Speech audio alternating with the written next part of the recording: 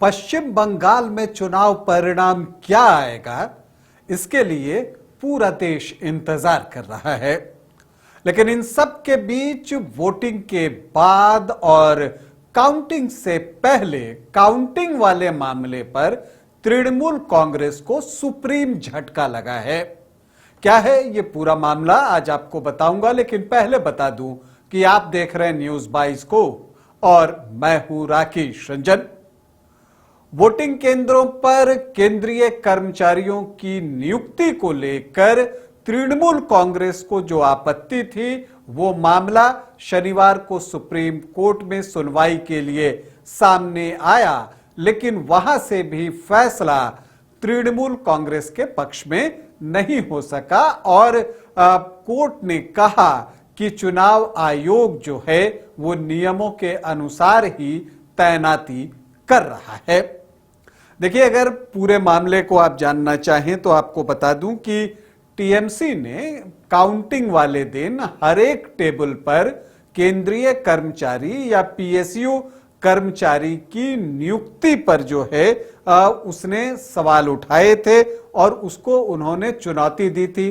पहले वो Kolkata high court गए और कोलकाता हाई कोर्ट में जो है टीएमसी ने याचिका डाली और कहा कि वोटों की गिनती के लिए सिर्फ केंद्र सरकार और केंद्रीय पीएसयू कर्मचारियों को चुने जाने का जो चुनाव आयोग का फैसला है, इसको वो चुनौती देते हैं।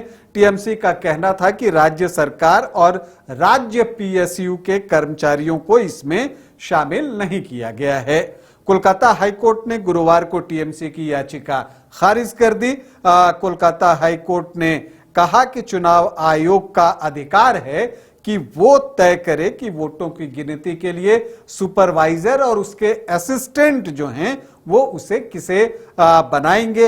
इसके बाद टीएमसी जो है इस मामले को लेकर सुप्रीम कोर्ट पहुंचा और सुप्रीम कोर्ट से गुजारिश की कि उसके मामले की जल्द सुनवाई की जाए। तो शनिवार को उस मामले की सुनवाई की गई। तृणमूल कांग्रेस की ओर से वरिष्ठ वकील कपिल सिब्बल जो है उन्होंने अपनी दलीलें पेश की, लेकिन वो दलीलें तृणमूल कांग्रेस के काम नहीं आई क्योंकि सुप्रीम कोर्ट ने भी माना कि ये चुनाव आयोग का विशेषाधिकार है कि वो किसकी नियुक्ति सुपरवाइजर के तौर पर या उसके असिस्टेंट के तौर पर करता है। हालांकि चुनाव आयोग का कहना था कि उसने जो व्यवस्था की है उसके अनुसार सुपरवाइजर या जो उसके डिप्टी हैं मतलब असिस्टेंट हैं, उनमें से एक केंद्रीय कर्मचारी होगा और एक राज्य सरकार का कर्मचारी होगा। कहने का मतलब कि अगर सुपरवाइजर केंद्रीय कर्मचारी तो जो असिस्टेंट होगा वो जो है राज्य सरकार का होगा और अगर राज्य सरकार के कर्मचारी जहां सुपरवाइजर होंगे वहां पर केंद्रीय कर्मचारी उनके असिस्टेंट के तौर पर काम करेगा। ये व्यवस्था जो है चुनाव आयोग ने की है, ये बातें उसने कही।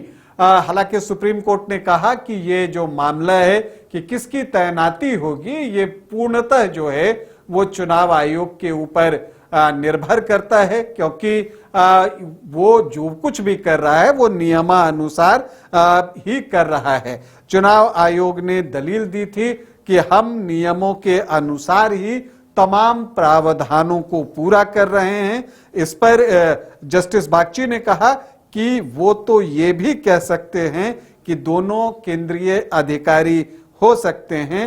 हालांकि कपिल सिब्बल ने कहा कि परिपत्र में ऐसा नहीं लिखा है, तो जस्टिस बागची ने कहा कि यदि वो ऐसा कहते तब भी हम उन्हें गलत नहीं ठहरा सकते, क्योंकि नियमों के अनुसार केंद्रीय सरकार या राज्य सरकार के अधिकारी नियुक्त हो सकते हैं और यहां पर चुनाव आयोग जो है प्रावधानों के अनुसार नियमानुसार ही कार्रवाई कर रहा है। तो वोटिंग के बाद से तृणमूल कांग्रेस को कुछ झटके लगे हैं। पहले बहुत सारे एग्जिट पोल उसके पक्ष में नहीं गए, उसके बाद वोटिंग सेंटर्स पर सुपरवाइजर में केंद्रीय कर्मचारियों की नियुक्ति का मामला सामने आया, जिसे लेकर पहले तृणमूल कांग्रेस हाई कोर्ट गई और फिर वहां पर जब उसको उसके पक्ष में फैसला नहीं आया तो उसको उन्होंने सुप्रीम कोर्ट में भी चुनौती दी, लेकिन सुप्रीम कोर्ट ने भी कह दिया कि किसी भी नए आदेश की जरूरत नहीं है। तो यहां पर भी तृणमूल कांग्रेस को झटका लगा है। 4 मई को वोटों की गिनती होगी और वहां पर जो है बहुत कुछ निर्भर करेगा कि परिणाम क्या आते हैं। उस पर पूरे देश की नजर लगी हुई है। उसमें तृणमूल कांग्रेस का प्रदर्शन कैसा रहता है यह देखना भी दिलचस्प होगा, क्योंकि बीजेपी पश्चिम बंगाल में पहली बार जो है वो एक ऐसी स्थिति में दिख रही है जो एग्जिट पोल्स ज्यादातर बता रहे हैं कि वो मजबूत स्थिति में है। लेकिन तृणमूल कांग्रेस जो है उसको आप नकार नहीं सकते, क्योंकि उनका भी एक समर्थक वहां पर है और उन्होंने 15 साल तक वहां राज किया है, उनका संगठन मजबूत रहा है।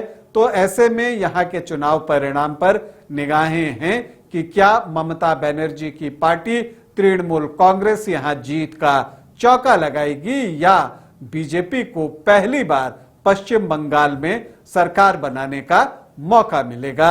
अभी के लिए इतना ही, इजाजत दें, नमस्कार। घर रहने का मकान भर नहीं, ये खुशियों की तिजोरी है।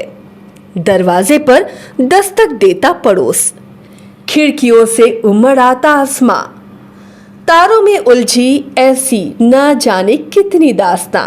कहती हैं चले डायमंड सिटी, एक सफर हम सफर के साथ अपने घर तक।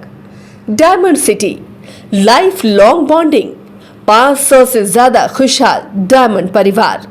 जल्दी करें, सिर्फ 200 फ्लैट बाकी।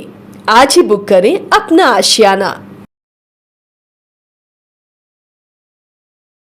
क्रिकेट के विश्व मंच पर छा रही हैं रांची की प्रतिभाएं। इन प्रतिभाओं को संवार रहा है जेके इंटरनेशनल क्रिकेट एकेडमी। अनुभवी कोच की देखरेख, सुविधाओं से लैस जेके क्रिकेट एकेडमी अनुशासन और आत्मविश्वास का विश्वास भरा सफर।